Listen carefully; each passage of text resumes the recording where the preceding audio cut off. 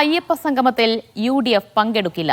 ശബരിമലയിലെ യുവതീ പ്രവേശനത്തിന് അനുകൂലമായ സത്യവാങ്മൂലം പിൻവലിക്കുമോ എന്നതടക്കമുള്ള ചോദ്യങ്ങൾ സർക്കാരിന് മുന്നിൽ വെച്ച് തന്ത്രപരമായ നിലപാടാണ് UDF സ്വീകരിച്ചത്. തെരഞ്ഞെടുപ്പ് അടുത്തിരിക്കെ അയ്യപ്പ സംഗമവുമായി സർക്കാർ വരുന്നത് രാഷ്ട്രീയ കാപട്യമാണെന്ന് പ്രതിപക്ഷ നേതാവ് VD സതീശൻ തുറന്നടിച്ചു. അയ്യപ്പ സംഗമത്തെ രാഷ്ട്രീയമായി കാണേണ്ടതില്ലെന്ന് ദേവസ്വം മന്ത്രി VN വാസവൻ പ്രതികരിച്ചു. അയ്യപ്പ സംഗമത്തിന് ബദലായി വിശ്വാസ സംഗമം നടത്താൻ സംഘപരിവാർ തീരുമാനിച്ചിട്ടുണ്ട്.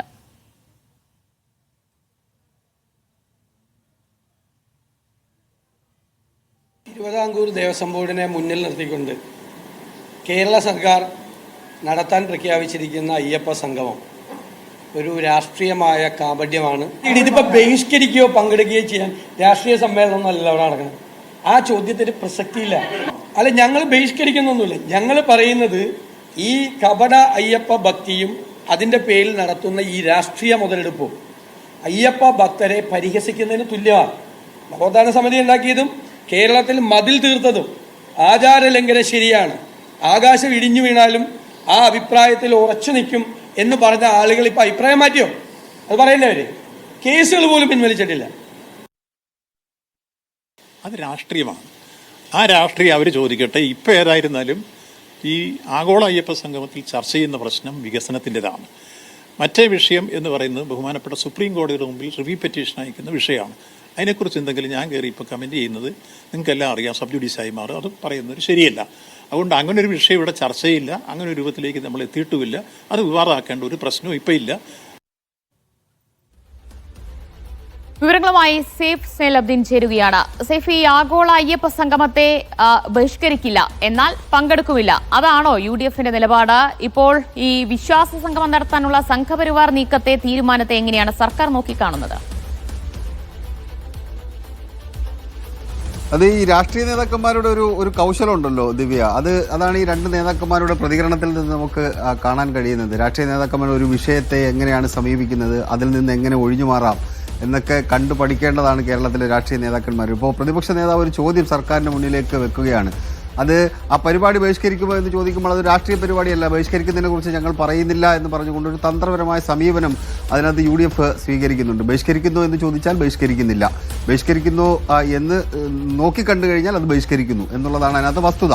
ആ പരിപാടിയിൽ എന്തായാലും UDF പങ്കെടുക്കാൻ പോകുന്നില്ല എന്നുള്ളതാണ് മറ്റൊരു പ്രധാനപ്പെട്ട കാര്യം. പക്ഷേ പൊതുസമൂഹത്തിന് മുന്നിൽ ഈ ഹിന്ദു വിശ്വാസികളുമായി ബന്ധപ്പെട്ട ആ വിഷയത്തിൽ ഞങ്ങൾ ബഹിഷ്കരിക്കുന്നു എന്ന് പറഞ്ഞാൽ അതുണ്ടാക്കാൻ പോകുന്ന പ്രത്യാഘാതങ്ങളെക്കുറിച്ചൊക്കെ കേരളത്തിലെ UDFന്റെ നേതാക്കന്മാർക്ക് അറിയാം എന്നുള്ളത് കൊണ്ട് സർക്കാരിന് മുന്നിലേക്ക് ചില ചോദ്യങ്ങൾ വെച്ച് സർക്കാരിനെ പ്രതിസന്ധിയിലാക്കാൻ വേണ്ടിയുള്ളൊരു നീക്കം പ്രതിപക്ഷ നേതാവ് നടത്തുന്നു. അതാണ് ആദ്യത്തെ ചോദ്യം.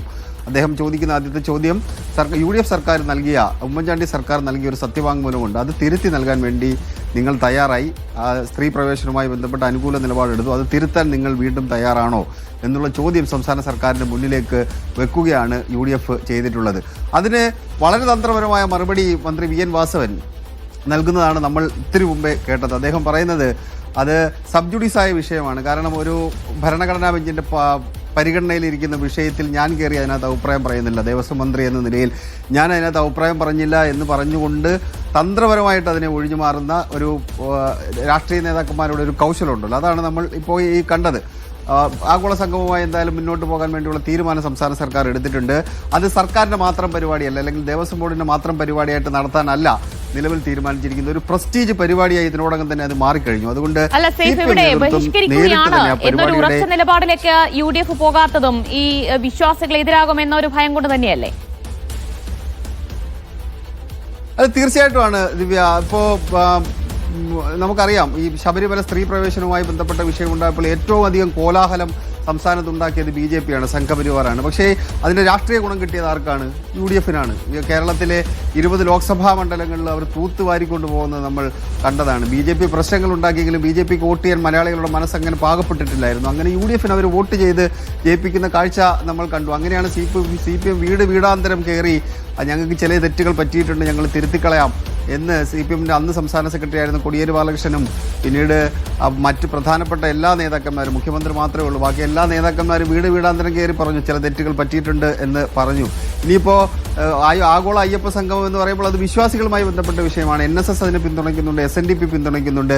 അങ്ങനെ ഈ സാമുദായിക സംഘടനകൾ പിന്തുണയ്ക്കുന്ന സമയത്ത് UDF അതിനെ എതിരായി നിൽക്കുകയാണെന്നുണ്ടെങ്കിൽ തിരിച്ചടി ഉണ്ടാക്കുമെന്ന ബോധ്യം UDF നുണ്ട്. അതുകൊണ്ടാണ് അവർ കൃത്യമായി പ്രതിപക്ഷ നേതാവ് പറഞ്ഞു വെക്കുന്നത്, ഞങ്ങൾ അതിനെ ബഹിഷ്കരിക്കുന്നില്ല, പക്ഷേ സംസ്ഥാന സർക്കാർ ഇതിന് ഉത്തരം പറയണം എന്ന് പറഞ്ഞുകൊണ്ട് സർക്കാരിനെ കുരുക്കിലാക്കാൻ വേണ്ടിയുള്ളൊരു ചോദ്യം മുന്നോട്ട് വെച്ചത്. അതിനെ തന്ത്രപരമായി VN വാസവൻ എന്ന രാഷ്ട്രീയ കൗശലക്കാരൻ എന്ന് വേണമെങ്കിൽ പറയാം. അദ്ദേഹത്തിന്റെ വാചകം കേൾക്കുമ്പോൾ നമുക്ക് അങ്ങനെയാണ് തോന്നുന്നത്. ഇത് സബ് ജുഡീസ് ആണ്, ഞാൻ അതിനകത്ത് പറഞ്ഞു കഴിഞ്ഞാൽ അത് പ്രശ്നമാവും എന്ന് പറഞ്ഞുകൊണ്ട് അതിൽ നിന്ന് സർക്കാരിന്റെ രാഷ്ട്രീയ ലക്ഷ്യം അത് പുറത്തു കാണിക്കാൻ വേണ്ടിയാണോ വിശ്വാസ സംഗമവുമായി സംഘപരിവാർ എത്തുന്നത്? അതെ, അതാണ് ഞാൻ ഇപ്പോൾ പറഞ്ഞു വരാൻ പോകുന്നത് ദിവ്യ. വിശ്വാസ സംഗമം എന്ന് പറയുമ്പോൾ ആദ്യഘട്ടം മുതൽ ഇതിനകത്ത് എതിർപ്പ് BJP രേഖപ്പെടുത്തുന്നുണ്ട്. BJP ആണ് ഇതിനകത്ത് വിവാദങ്ങൾക്ക് തുടക്കം കുറിക്കുന്നത്. രാജീവ് ചന്ദ്രശേഖറാണ് അതിനകത്ത് വിവാദത്തിന് തുടക്കം കുറിക്കുന്നത്. ആ പരിപാടി നടത്താൻ സമ്മതിക്കില്ല എന്നൊക്കെ അദ്ദേഹം പറയുന്നുണ്ടായിരുന്നു. അതിന് മുഖ്യമന്ത്രി നൽകിയ ഒരു മറുപടി വാർത്താ സമ്മേളനത്തിൽ, കഴിഞ്ഞ ദിവസം നടത്തിയ വാർത്താ സമ്മേളനത്തിൽ മുഖ്യമന്ത്രിയോട് ഈ ചോദ്യം ചോദിക്കുമ്പോൾ ആ വിരട്ടലൊന്നും ഇങ്ങോട്ട് വേണ്ട എന്ന ഒരു പഴയ പാർട്ടി സംസ്ഥാന സെക്രട്ടറിയുടെ ഒരു സ്വരത്തിൽ പിണറായി വിജയൻ പറയുന്നുണ്ട്. ആ വിരട്ടൽ കേരളത്തെക്കുറിച്ച് രാജീവിനൊന്നും അറിയില്ല എന്ന തരത്തിൽ അദ്ദേഹം ചില കാര്യങ്ങൾ സൂചിപ്പിക്കുന്നുണ്ടായിരുന്നു. എന്തായാലും ആ പരിപാടി 22-ാം തീയതി നടക്കും. അത് സംഘപരിവാറിന്റെ പരിപാടിയാണ്. യോഗി ആദിത്യനാഥിനെ അമിത്ഷായൊക്കെ കൊണ്ടുവന്നാണ് പരിപാടി നടത്താൻ വേണ്ടിയുള്ള തീരുമാനം എടുത്തിരിക്കുന്നത്. എന്തായാലും ഈ പരിപാടി അത് സർക്കാരിന്റെ മാത്രമല്ല, ദേവസ്വം ബോർഡിന്റെ മാത്രമല്ല, CPM-ന്റെ പരിപാടിയായി, വലിയ പരിപാടിയായി നടത്താൻ വേണ്ടിയുള്ള തീരുമാനമാണ് ഇപ്പോൾ എടുത്തിരിക്കുന്നത്. ദിവ്യ, എന്തായാലും ആഗോള അയ്യപ്പ സംഗമത്തിൽ UDF പങ്കെടുക്കില്ല, ബഹിഷ്കരിക്കുമോ എന്ന് ചോദിച്ചപ്പോൾ ബഹിഷ്കരിക്കില്ല എന്ന് പ്രതിപക്ഷ നേതാവ് പറയുന്നുണ്ട്. എന്തായാലും വലിയൊരു തന്ത്രം തന്നെയാണ് ഇപ്പോൾ UDF ഇക്കാര്യത്തിൽ ഒരു തന്ത്രപരമായ നിലപാട് തന്നെയാണ് സ്വീകരിച്ചിട്ടുള്ളത്. സേഫ് ഹുസൈൻ ലബ്ദീനാണ് വിവരങ്ങൾ നൽകിയത്.